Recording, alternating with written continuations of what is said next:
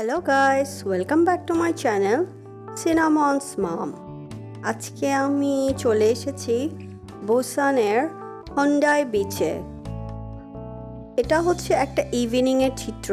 তো আকাশে একটা বড় চাঁদ আছে, দেখতেই পাচ্ছেন, ফুল মুন অ্যাকচুয়ালি। তো আমরা আসলে অনেক চিপে ঘুরে এসেছি সাউথ কোরিয়া বুসান সিটিতে।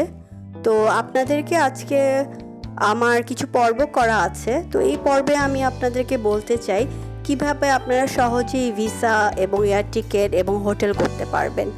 তো গাইস, হোপফুলি আপনারা দেখতে থাকুন আমার সিনামনস মম চ্যানেল।